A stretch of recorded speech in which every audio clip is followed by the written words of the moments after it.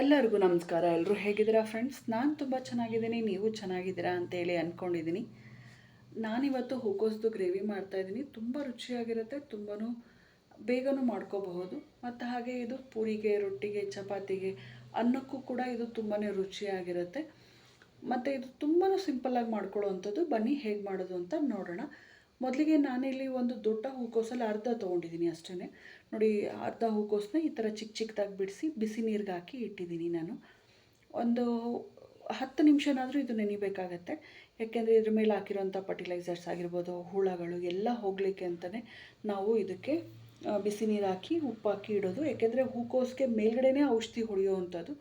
ಹಾಗಾಗಿ ಆ ಔಷಧಿ ಎಲ್ಲ ಮೇಲೆ ಇರುತ್ತೆ. ಮತ್ತು ಹುಳಗಳು ಇರುತ್ತೆ. ಸಾಮಾನ್ಯವಾಗಿ ಹೂಕೋಸಿನಲ್ಲೇ ಹುಳ ತುಂಬ ಇರುತ್ತೆ. ಅದು ತುಂಬ ಇರುತ್ತೆ ಅನ್ನೋದಕ್ಕಿಂತ ಒಂದೊಂದರಲ್ಲಿ ಚೆನ್ನಾಗಿರೋದು ನೋಡಿ ತೊಗೋಬೇಕಾಗತ್ತೆ. ಅದನ್ನೆಲ್ಲ ಕ್ಲೀನ್ ಆಗೋದಕ್ಕೆ ಅಂತ ನಾನಿಲ್ಲಿ ಮೊದಲಿಗೆ ನೆನೆಸಿಟ್ಟಿದ್ದೀನಿ 10 ನಿಮಿಷನ. ನೋಡಿ, ಅದಾದಮೇಲೆ ನಾನಿಲ್ಲಿ ಒಂದು ಕಡಾಯಿ ಇಟ್ಕೊಂಡಿದ್ದೀನಿ. ಅದಕ್ಕೆ ಎಣ್ಣೆನೂ ಬಿಸಿ ಮಾಡಿ ಇಟ್ಕೊಂಡಿದ್ದೀನಿ, 1-2 ಟೇಬಲ್ ಸ್ಪೂನಷ್ಟು.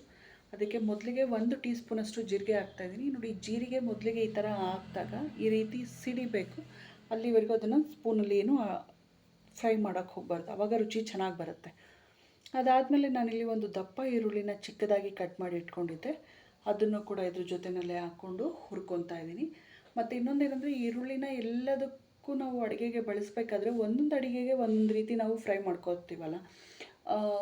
ತುಂಬ ರೋಸ್ಟಾಗಿ ಮಾಡ್ಕೊತೀವಿ, ಸ್ವಲ್ಪ ಕೆಲವುದು ಕಡಿಮೆ ಮಾಡ್ಕೊಂಡಿರ್ತೀವಿ. ಇನ್ನು ಕೆಲವುದಲ್ಲಿ ಆ ಕಡೆ ತುಂಬ ಅರ್ಧ ಬೆಂದು ಇರೋಲ್ಲ, ಇನ್ನೂ ಬೇಯಬೇಕು ಅಂದರೆ ಕ್ರಂಚಿಯಾಗಿ ಸಿಗೋ ಥರ ಇರಬೇಕು ಅನ್ನೋ ಥರ ತೊಗೊತೀವಿ. ಇದಕ್ಕೂ ಅಷ್ಟೇ, ತುಂಬ ಬೇಯಬೇಕು ಅನ್ನೋಷ್ಟೇನಿಲ್ಲ. ಒಂದು 10% ಬಂದರೆ ಸಾಕು. ಫ್ರೈ ಆದರೆ ಅದನ್ನು ರುಚಿ ಚೆನ್ನಾಗಿ ಬರುತ್ತೆ. ಅದಕ್ಕೆ ನಾನಿಲ್ಲಿ ಒಂದು ಅರ್ಧ ಟೀ ಸ್ಪೂನಷ್ಟು ಶುಂಠಿ ಬೆಳ್ಳುಳ್ಳಿ ಪೇಸ್ಟು ಮತ್ತು 1/4 ಟೀ ಸ್ಪೂನಷ್ಟು ಅರಿಶಿನ ಸೇರಿಸ್ಕೊಂಡು ಹುರ್ಕೊತಾ ಇದ್ದೀನಿ. ಶುಂಠಿ ಬೆಳ್ಳುಳ್ಳಿ ಪೇಸ್ಟ್ ಹಾಕಿದಾಗ ಅರಿಶಿನ ಹಾಕಿ ಹುರ್ಕೊಳ್ಳೋದ್ರಿಂದ ಒಳ್ಳೆ ಫ್ಲೇವರ್ ಬರುತ್ತೆ. ಹಾಗಾಗಿ ಮತ್ತು ಬಣ್ಣ ಕೂಡ ಚೆನ್ನಾಗಿ ಕಾಣುತ್ತೆ ನೋಡೋದಕ್ಕೂ. ನಾನು ಅದೆರಡಕ್ಕೂ ಈ ಪಲ್ಯ ಮಾಡಿದಾಗ ನಾನು ಈ ರೀತಿ ಮಾಡ್ಕೊತೀನಿ. ಇವಾಗ ನೆನೆಸಿಟ್ಟಂಥ ಹೂಕೋಸನ್ನ ನಾನು ನೀರಿಂದ ಸಪ್ರೇಟ್ ಮಾಡಿಟ್ಟಿದ್ದೆ. ಅದನ್ನು ಇವಾಗಲೇ ಹಾಕ್ಕೊಂಡು ಈ ಈರುಳ್ಳಿ ಮತ್ತು ಶುಂಠಿ ಬೆಳ್ಳುಳ್ಳಿ ಪೇಸ್ಟ್ ಅರಿಶಿನ ಏನು ಹಾಕಿದ್ವಲ್ಲ, ಆ ಫ್ಲೇವರ್ ಇದಕ್ಕೆ ಬಿಟ್ಕೊಳ್ಳಿ ಅಂತ ಒಂದು 3-4 ನಿಮಿಷನಾದರೂ ನಾನಿಲ್ಲಿ ಇದನ್ನು ಹುರ್ಕೊತೀನಿ. ಮತ್ತು ಇದು ಹುರ್ಕೊಳ್ಳೋದ್ರಿಂದ ಅದರಲ್ಲಿರೋ ಹಸಿ ವಾಸನೆ ಹೋಗುತ್ತೆ. ಹೂಕೋಸನ್ನ ಬಿಸಿ ನೀರಿಗೆ ಹಾಕಿ ತೆಗೆದಾಗ ಒಂದು ರೀತಿ ವಾಸನೆ ಇರುತ್ತೆ, ಸ್ಮೆಲ್ ಇರುತ್ತೆ ನೋಡಿ. ಆ ವಾಸನೆ ಇವಾಗ ಹೋಗಿರುತ್ತೆ.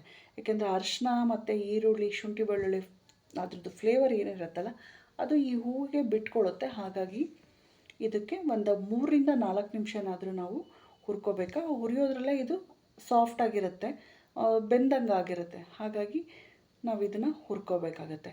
ನೋಡಿ, ಈ ರೀತಿ ಚೆನ್ನಾಗಿ ಹುರ್ಕೋಬೇಕಾಗತ್ತೆ. ಇವಾಗ ನಾನು ಇದಕ್ಕೆ ಅಚ್ಕಾರದ ಪುಡಿನ ಸೇರಿಸ್ಕೊತೀನಿ. ಮೊದಲಿಗೆ 1 ಟೀ ಸ್ಪೂನಷ್ಟು ಅಚ್ಕಾರದ ಪುಡಿ, 1 ಟೀ ಸ್ಪೂನಷ್ಟು ಧನಿಯಾ ಪೌಡರು ಮತ್ತು ಇದಕ್ಕೆ ಸ್ವಲ್ಪ ಉಪ್ಪು ಕೂಡ ನಾನು ಇವಾಗಲೇ ಸೇರಿಸ್ಕೊತಾ ಇದ್ದೀನಿ. ಇದಿಷ್ಟನ್ನು ಹಾಕಿ ಕಡಿಮೆ ಉರಿ ಇಟ್ಕೋಬೇಕು.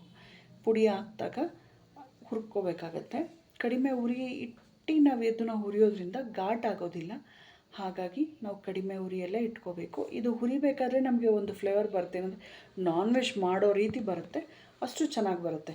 ಇವಾಗ ನಾನು ಇದಕ್ಕೆ ಅಂತಲೇ 1 ಟೊಮೆಟೊನ ಈ ರೀತಿ ಕ್ರಷ್ ಮಾಡಿ ಇಟ್ಕೊಂಡಿದ್ದೆ, ಅದನ್ನು ಕೂಡ ಇದ್ರ ಜೊತೆಯಲ್ಲೇ ಸೇರಿಸ್ಕೊತಾ ಇದ್ದೀನಿ. ಟೊಮೆಟೊ ಹಾಕಿದಾಗ ಫುಲ್ಲು ಮಿಕ್ಸ್ ಆಗಬೇಕು. ಆ ರೀತಿ ನೋಡಿಕೊಂಡು ನಾವು ನಿಧಾನಕ್ಕೆ ಮಿಕ್ಸ್ ಮಾಡ್ಕೋಬೇಕಾಗತ್ತೆ. ಈಗ ಪುಡಿ ಮತ್ತು ಟೊಮೆಟೊ ಎಲ್ಲ ಹಾಕಿರೋದ್ರಿಂದ ಒಳ್ಳೆ ಘಮನೂ ಬರ್ತಾ ಇರುತ್ತೆ. ಈ ಟೈಮಲ್ಲಿ ನಮಗೆ ಇದು ಬೇಯೋದಕ್ಕೆ ಬಿಡಬೇಕಲ್ಲ, ಇದಕ್ಕೆ ಸ್ವಲ್ಪ ನೀರು ಕೂಡ ನಾವು ಇವಾಗಲೇ ಸೇರಿಸ್ಕೋಬೇಕು. ತುಂಬ ಜಾಸ್ತಿ ಹಾಕ್ಕೋಬಾರ್ದು. ನಾನಿಲ್ಲಿ ಒಂದು ಅರ್ಧ ಲೋಟದಷ್ಟು ಮಾತ್ರ ಸೇರಿಸ್ಕೊತಾ ಇದ್ದೀನಿ. ಏಕೆಂದರೆ ಈಗ ಹೂಕೋಸು ಆಲ್ರೆಡಿ ಸ್ವಲ್ಪ ಒಂದು 50% ಬೆಂದೋಗಿದೆ. ಹಾಗಾಗಿ ಇನ್ನೊಂದು ಸ್ವಲ್ಪ ಬೆಂದರೆ ಆಗುತ್ತೆ. ಹಾಗಾಗಿ ಸ್ವಲ್ಪ ನೀರು ಹಾಕ್ಕೊತಾ ಇದ್ದೀನಿ. ನೋಡಿ, ಈಗ ಒಂದು ಅರ್ಧ ಲೋಟ ನೀರು ಹಾಕಿ 1 ಲಿಡ್ ಕ್ಲೋಸ್ ಮಾಡಿ ಒಂದು 5 ನಿಮಿಷ ಬಿಟ್ಟರೆ ಸಾಕು, ಇದು ಬೆಂದಿರುತ್ತೆ. ಮಧ್ಯದಲ್ಲಿ 1-2 ಸರಿ ನೀವು ತೆಗೆದು ನೋಡಿ ತಿರುಗಿಸ್ಕೋಬೇಕಾಗತ್ತೆ. ನೋಡಿ, ಇವಾಗ ಬೆಂದಿದೆ, ಈ ಥರ ಚೆನ್ನಾಗೂ ಆಗಿದೆ ಮತ್ತು ನೀರೆಲ್ಲ ಗಟ್ಟಿ ಆಗ್ತದೆ. ಈ ಟೈಮಲ್ಲಿ ನಾನು ಇದಕ್ಕೆ ಅಂತಲೇ ಗಸಗಸೆ ಮತ್ತು ತೆಂಗಿನಕಾಯಿನ ಪೇಸ್ಟ್ ಮಾಡಿಟ್ಟಿದ್ದೆ, ಆ ಪೇಸ್ಟು ಕೂಡ ಹಾಕ್ಕೊತಾ ಇದ್ದೀನಿ. ಇವಾಗ ಇದೇ ಸೀಕ್ರೆಟ್ ಇಂಗ್ರೀಡಿಯೆಂಟ್ಸ್ ಅಂತಲೂ ನೀವು ಹೇಳ್ಕೊಬೋದು. ಯಾಕೆಂದರೆ ಇದು ಹಾಕಿದಾಗಲೇ ಇದು ಗಟ್ಟಿ ಆಗೋದು ಮತ್ತು ಒಳ್ಳೆ ಟೇಸ್ಟ್ ಬರೋದು, ತುಂಬಾ ರುಚಿಯಾಗಿರುತ್ತೆ.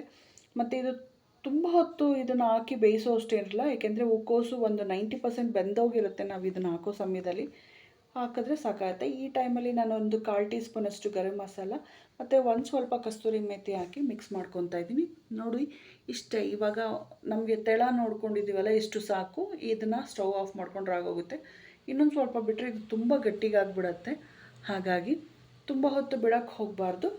ಈ ಟೈಮಲ್ಲೇ ನಾವು ಇದನ್ನು ಸ್ಟವ್ ಆಫ್ ಮಾಡ್ಕೋಬೇಕಾಗತ್ತೆ. ನೋಡಿದ್ರೆ ತುಂಬ ಸಿಂಪಲ್ಲಾಗಿ ಮಾಡ್ಕೊಳ್ಳೋ ಅಂಥ ಹೂಕೋಸು ಗ್ರೇವಿನ ನೀವು ನಿಮ್ಮ ಮನೇಲಿ ಟ್ರೈ ಮಾಡಿ ಹೇಗೆ ಬಂತು ಅಂತೇಳಿ ನನಗೆ ಕಮೆಂಟ್ ಸೆಕ್ಷನಲ್ಲಿ ತಿಳಿಸೋದನ್ನು ಮಾತ್ರ ಮರಿಬೇಡಿ.